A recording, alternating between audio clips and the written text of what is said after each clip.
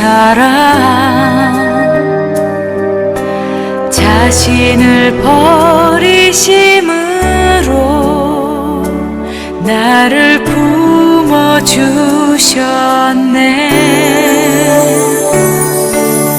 허물을 덮으시고 용납하시는 사랑, 놀라운 주님의 사랑, 내 맘을 녹이시네. 주 사랑해요.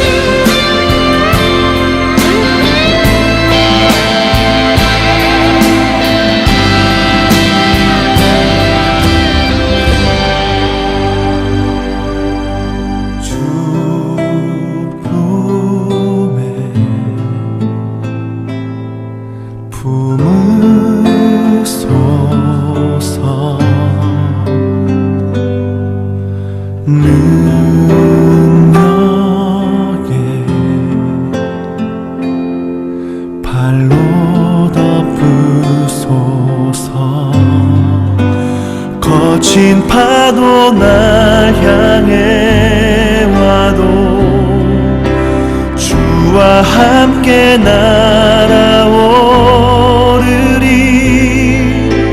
폭풍 가운데 나의 영혼 잠잠하게 주를 보리라.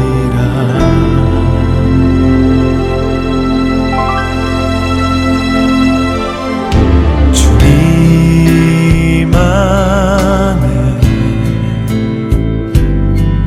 나 거하리.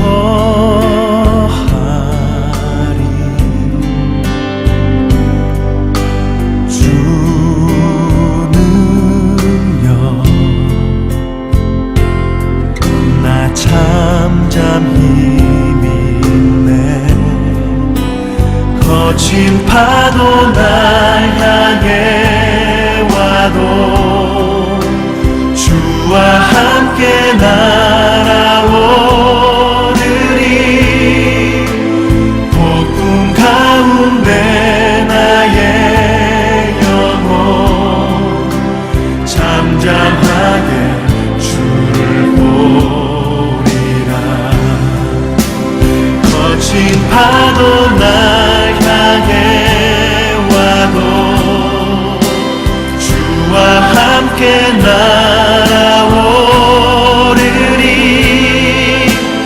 폭풍 가운데 나의 영혼 잠잠하게 주를 보리라.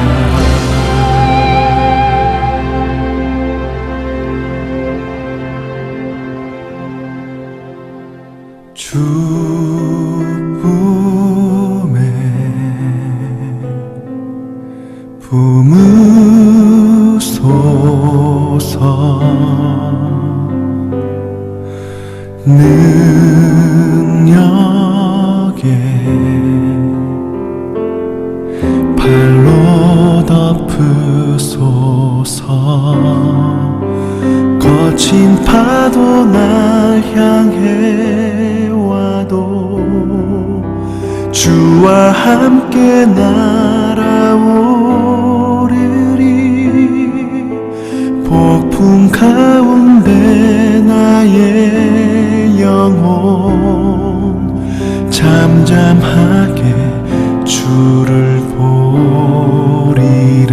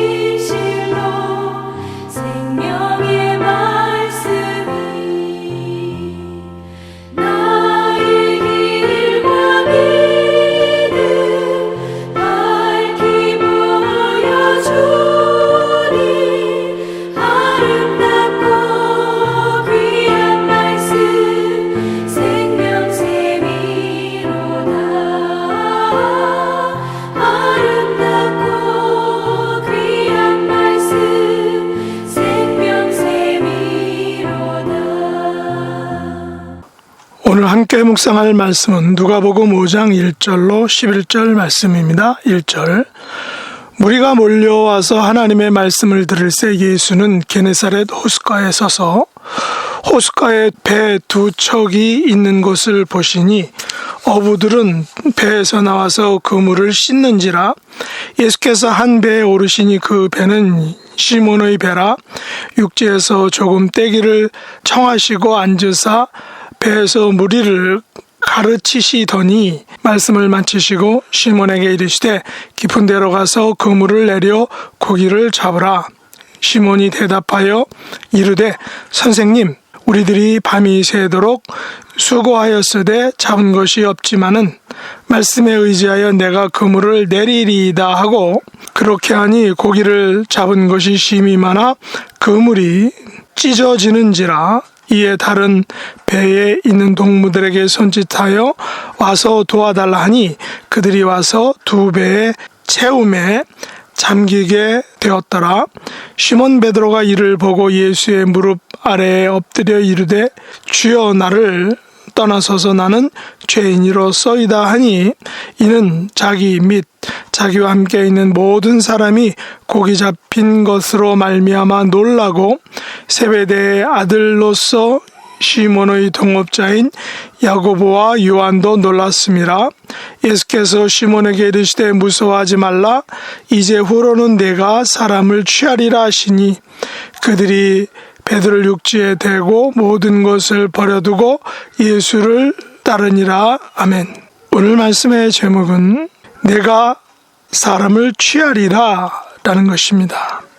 오늘 말씀에서 기적은 깊은 데로 가서 그물을 내려 많은 고기를 잡은 사건입니다. 이 기적을 통하여 예수님께서는 사람을 잡는, 사람을 취하는 제자로 사람을 부르시는 것을 볼 수 있습니다.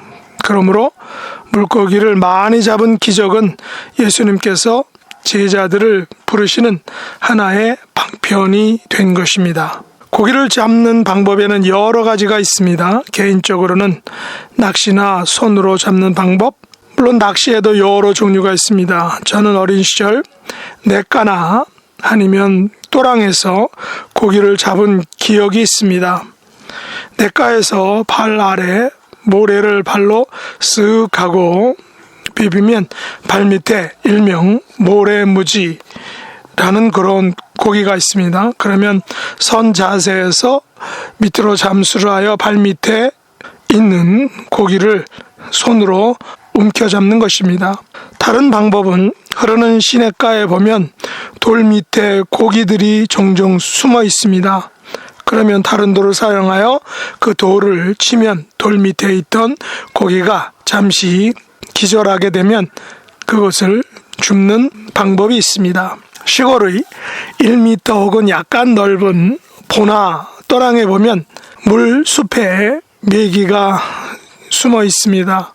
그러면 천천히 움직이면서 손으로 물숲을 더듬으면서 메기를 잡는 것입니다. 아니면 일회용 그물을 사용하여 고기들을 잡습니다. 그 외에 고기를 잡는 많은 다양한 방법들이 있습니다. 왜 예수님께서는 게네사렛 호수에 서서 배 두 척을 보시고 한 척에 타시며 배에 앉아서 말씀을 전하셨을까요? 보통은 호숫가의 평평한 곳에서 말씀을 전하셨는데 말이죠. 그것도 그 배의 주인이 바로 시몬의 배였습니다. 베드로의 배였다는 것이죠. 그렇다면 거기 모인 사람들도 어부들과 예수님을 따라온 군중들입니다. 게네사렛 호수는 구약에서는 긴네렛이라 불렀는데 이는 요새화된 성읍인 갈릴리 지역의 긴네렛을 가리키기 때문입니다. 이 게네사렛 호수는 갈릴리 바다 혹은 디베랴 바다로 다양한 명칭으로 불리어졌습니다. 예수님께서도 갈릴리 나사렛에서 성장하셨죠. 그렇다면 그곳 사정을 너무나도 잘 알고 계셨을 것입니다. 그래서 저는 이런 생각을 해봅니다. 예수님께서 갈릴리에서 자라시고 시몬 또한 그곳에서 배를 가지고 어부로 삶을 살았다면 예수님과 시몬 베드로는 서로 안면이 있는 사이일 것이다 라고 생각합니다. 예수님께서도 시몬의 존재를 알고 계시고 시몬도 예수님의 존재를 알고 있을 것입니다. 그러다가 예수님께서 30세가 되셔서 이제 30년의 사적인 생애를 마치시고 공적인 생애를 시작하시면서 회개하라 천국이 가까웠다 라고 외치면서 당신의 제자들을 부르시기 시작했습니다. 사실 안드레와 요한이 예수님을 처음 만났으나 둘은 다시 생업인 어부를 하고 있다가 형제지간인 베드로와 안드레가 모든 것을 버려두고 예수님을 따르게 된 것입니다. 베드로와 안드레가 예수님을 따르게 된 동기는 바로 오늘 본문에서 물고기를 많이 잡은 사건을 통해서입니다. 전날 베드로와 안드레는 밤이 새도록 수고하여 고기를 잡았습니다. 그러나 잡은 것이 없었습니다. 물론 아주 작은 고기들은 그물을 던질 때 걸려들었을지 모릅니다. 그러나 어부들은 규칙이 있는데 일정한 크기의 고기가 아니면 잡지 않습니다. 다시 살려주는 것이죠. 왜냐하면 작은 고기를 모두 잡아버리면 바다의 물고기 생태가 파괴되어서 다음에 잡을 수가 없는 것입니다. 계속해서 물고기를 잡기가 힘들게 된다는 것입니다. 그렇다면 그날 밤이 새도록 수고하여도 잡지 못한 것은 물고기 표준에 맞는 고기를 잡지 못한 것입니다. 어부들과 낚시꾼들도 이와 같은 경험을 하게 됩니다. 그날도 바로 밤새도록 수고하여도 잡지 못한 허탕을 친 날이었습니다. 배의 두 척에는 사람들이 지난밤에 사용했던 그물들을 싣고 있었습니다. 그렇다면 그들을 밤새 수고하고 고생하며 시장도 했을 것입니다. 그런데 예수님께서는 그런 사정을 무시하시고 시몬의 배에 털썩 올라타시고 좁은 배를 띄우셨습니다. 시몬과 안드레는 배도 고프고 밤새 잡지도 못하여 기분이 썩 좋지 않은 상태였을 것입니다. 물론 지혜로운 어부였다면 시장할 때 먹고 다시 힘을 내서 일을 할 수 있는 요리거리들을 준비해서 갔을지 모릅니다. 시몬과 안드레가 그렇게 했는지는 나와 있지는 않습니다. 그러나 시몬의 성격상 그것은 거의 불가능한 일일 것으로 생각합니다. 성격이 급하고 다혈질의 베드로가 요깃거리를 챙길 일은 없었을 줄로 생각되기 때문입니다. 한창 시장하고 피곤하고 지친 시몬의 배에 올라타신 것은 예수님의 의도된 계획이라 할 수 있습니다. 예수님께서는 말씀을 마치시고 시몬에게 이렇게 명령합니다. 깊은 데로 가서 그물을 내려 고기를 잡아라. 이 말을 들은 시몬은 어떻게 생각했을까요? 시몬은 예수님께서 목수의 아들인 것을 잘 알 것입니다. 예수님께서는 목수의 일에는 박학다시겠지만 고기를 잡는 어부의 일에 대해서는 문외한이라 생각했을 것입니다. 그렇다면 예수님을 향하여 한마디 하고 그냥 육지로 배를 돌릴 수도 있었습니다.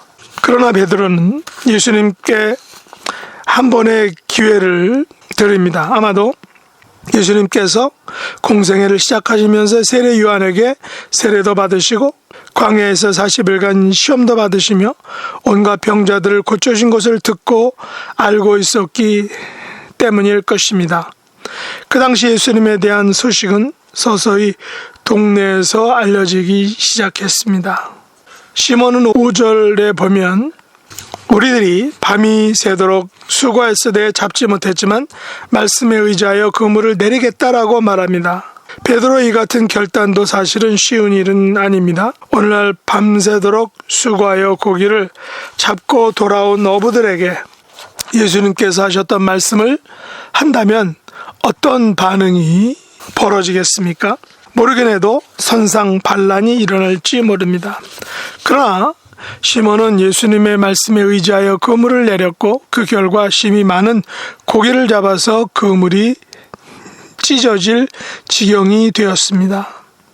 두 배의 고기를 채워 하마터면 배가 잠기기 직전까지 되었습니다. 배에는 적정 용량이 있습니다. 지난해 한국에서 세월호가 침몰한 이유 가운데 하나도 바로 배의 용량을 초과했다는 것입니다. 짐을 많이 싣기 위해서 구조를 변경했다는 것입니다. 그러나 시몬의 배와 또 다른 배의 어부들은 배가 잠기기 전까지 고기를 많이 잡아 매우 신이 났을 것입니다.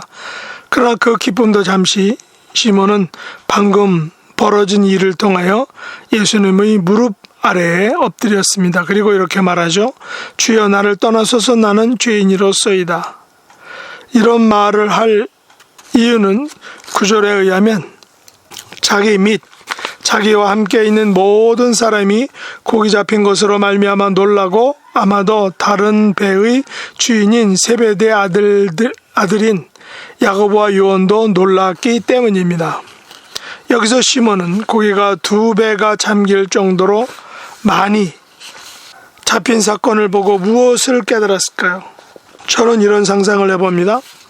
아마도 시몬은 창세기 1장 22절에 보면 천지를 창조할 때에 하나님께서 그들에게 복을 주시며 이르시되 생육하고 번성하여 여러 바닷물에 충만하라는 명령을 아마 생각했을 것으로 봅니다.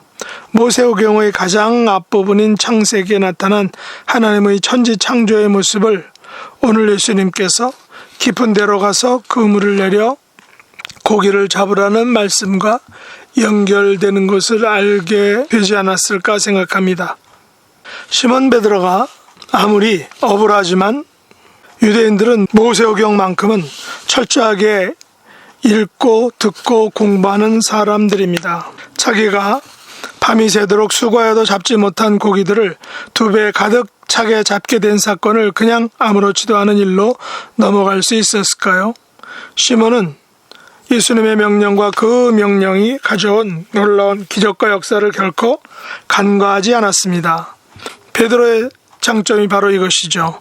시몬 베드로는 쉽게 말하지만 또한 쉽게 자신의 죄를 인정하고 용납합니다. 10절에 보면 예수님께서는 시몬이 놀랐다는 것을 그가 무서워하는 것으로 해석합니다. 무서워한다는 것은 무서움의 대상 앞에 자신의 모든 것을 내려놓는 것을 의미합니다. 자신의 존재가 무서움의 대상 앞에 무너지는 것입니다. 여기서 시몬 베드로는 예수님께서 가지신 신성과 능력을 보았습니다. 시몬은 그런 능력 앞에서 자신이 죄인임을 알게 된 것입니다.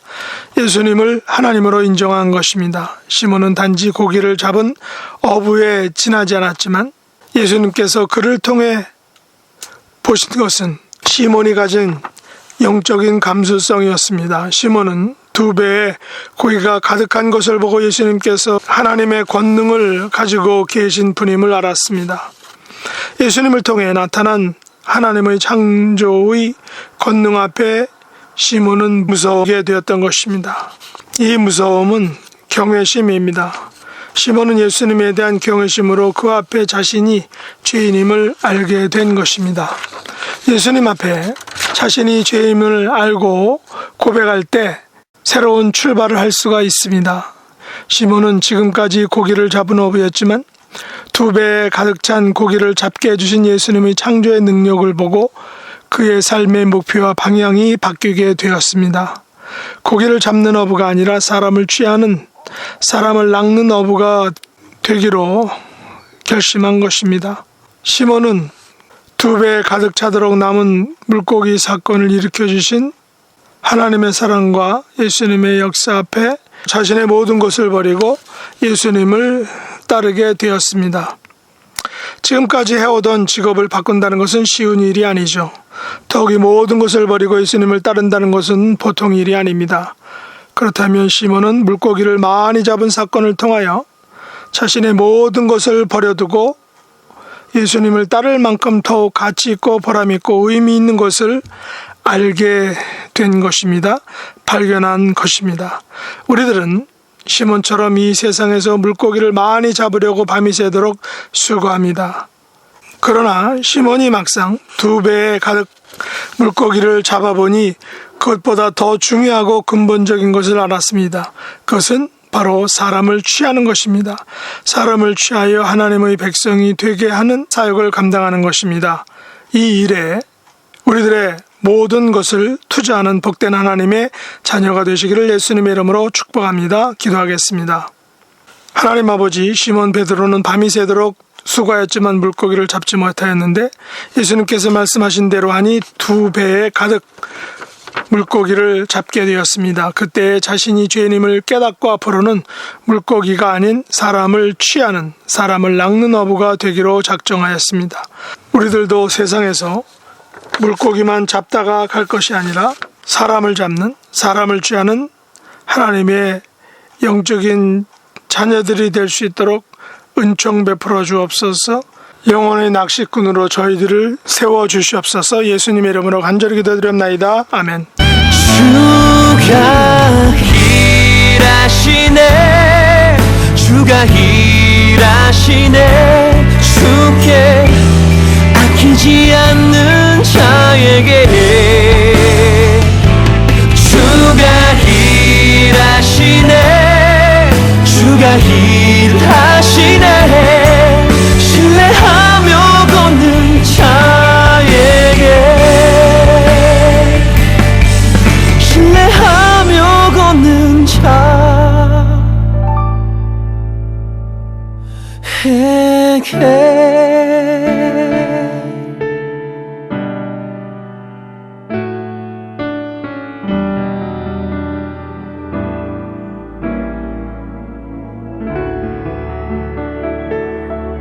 하늘에 계신 우리 아버지여, 이름이 거룩히 여김을 받으시오며 나라에 임하옵시며 뜻이 하늘에서 이룬 것 같이 땅에서도 이루어지이다.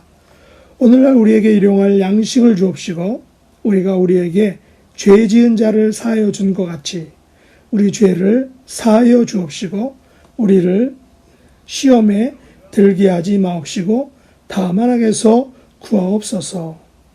대개 나라와 권세와 영광이 아버지께 영원히 싸움나이다. 아멘.